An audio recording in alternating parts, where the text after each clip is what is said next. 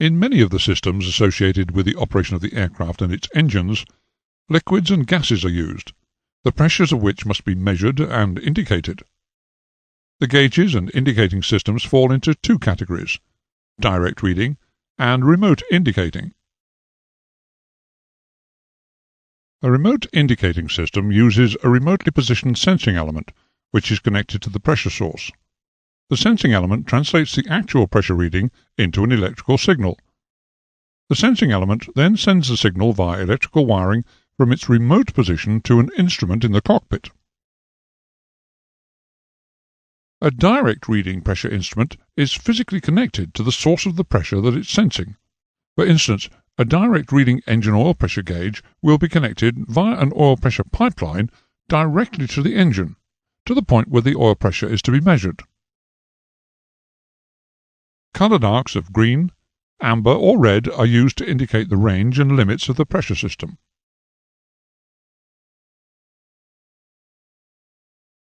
Vibration monitoring equipment is fitted to almost all commercial jet engine aircraft. Although gas turbine engines have an extremely low vibration level, any change in that level is usually indicative of damage which may lead to failure. Warnings will be given in the cockpit if the vibration levels are exceeded, and some systems have a continuous readout of vibration levels. Modern engines have the facility whereby the vibration level of each rotating assembly can be monitored, so that the source of any vibration can be pinpointed. The principle upon which vibration monitoring equipment works requires an input from a detector, which can be either a piezoelectrical crystal mounted strategically on the engine, or a fixed coil carrying 115 volts at 400 Hz, the output of which will be affected by the movement of a magnet within it, which is mounted on springs.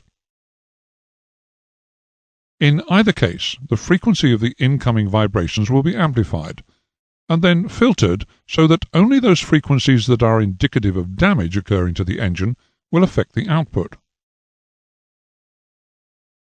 The output of the detector will affect the current flowing through the coil into the amplifier and filter.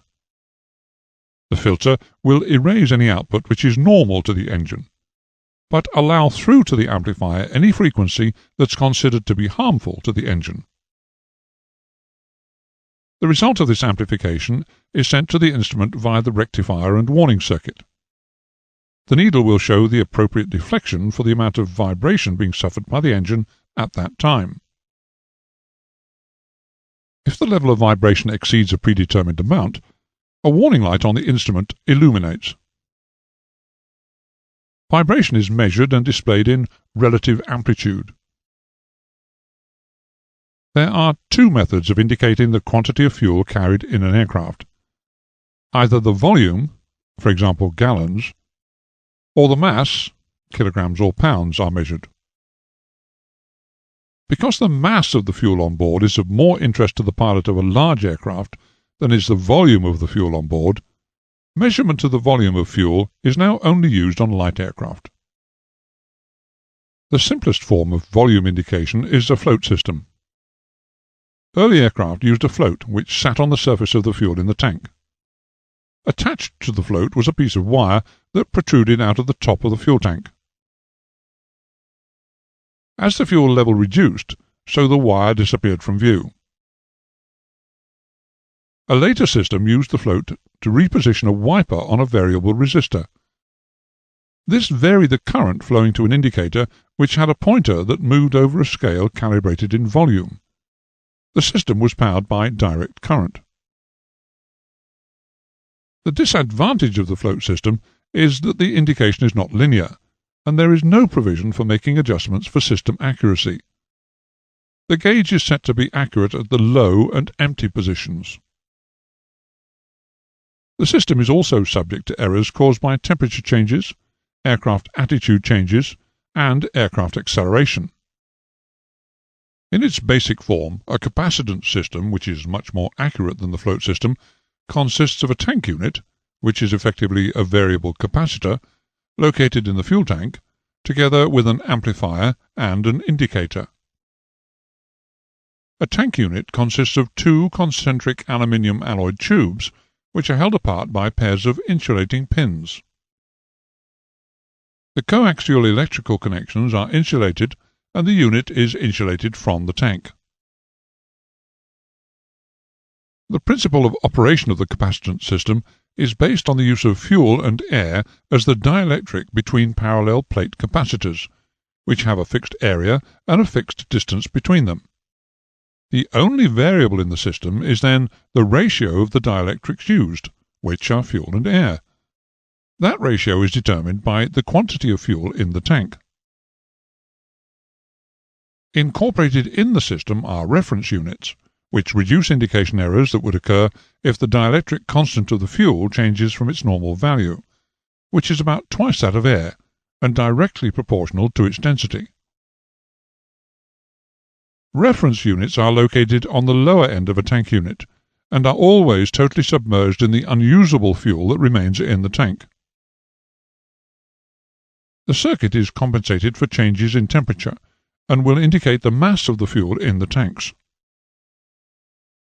Fuel gauging systems can incorporate an additional indicator known as the fuel totalizer, which can indicate the sum of all of the tank quantities.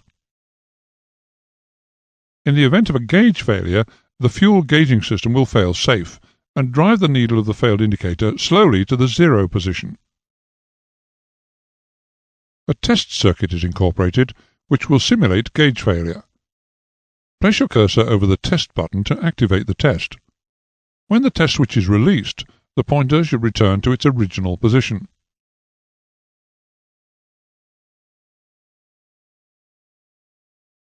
If water is present in the fuel, it can cause errors in the indicating system. If the percentage of water is very large, the capacitors in the sensing units can be effectively shorted out. If this happens, the indicator needle will be driven beyond full scale. As well as the quantity of fuel measured, the instantaneous fuel flow can be shown.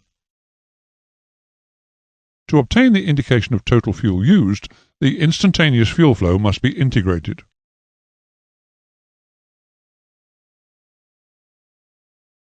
The fuel flow meter can display either volume flow or mass flow. To indicate mass flow, the meter must be compensated for the density of the fuel. A fuel pressure gauge can be adapted to be used as a simple flow meter. This system is used on many light piston engine injection systems. Most gas turbine engines use an electrical sensor, which utilizes the change in either the torque output or the rotational speed of an impeller situated in the high-pressure fuel line to the fuel spray nozzles. This type of fuel flow meter consists of a cylindrical light alloy casting, within which are guide vanes that support the shaft of a helical vane impeller. The impeller has a magnet embedded in it. Electrical pick-off coils are situated in the wall of the cylinder casting. When the fuel flow rotates the impeller, a sinusoidal signal is induced in the pick-off coils. The frequency of the sinusoidal signal is proportional to the speed of the rotor, which in turn is proportional to the rate of flow. The total consumption is obtained by integrating the rate of fuel consumption over time. A flow meter that displays fuel consumed as well as fuel flow is called an integrated flow meter. Modern aircraft employ remote indicating systems that can be powered by either direct current or alternating current supplies. Whatever the power source, each data transmission system employs a remotely positioned transmitter located at the source of the information, and a receiver which responds to the information received. The DESIN transmission system is a simple transmission system with low torque characteristics, which is used for the remote indication of angular position. It's often used where a simple pointer and scale is adequate, for example, remote indication of flap, rudder and elevator positions, or to repeat the reading of an instrument at a remote point. The accuracy of the system is approximately plus or minus 2%. The transmitter consists of a continuous resistance ring or potentiometer, which has three fixed tappings, A, B and C, spaced 120 degrees apart, which are connected to the receiver. The input shaft carries two diametrically opposed spring-loaded sliding contacts, or wipers, which are in contact with the potentiometer. The wipers are fed via slip rings and brushes with direct current. The receiver consists of three high-resistance coils, whose axes are spaced 120 degrees apart, with a permanent magnet rotor pivoted at their center carrying a pointer shaft. The three coils are connected to the tapping points A, B and C in the transmitter. When direct current is applied to the transmitter wipers, the voltages at the tapping points A, B and C produce a current flow in the three stators of the receiver, and the resultant magnetic field is produced. The rotor magnet aligns itself with this magnetic field.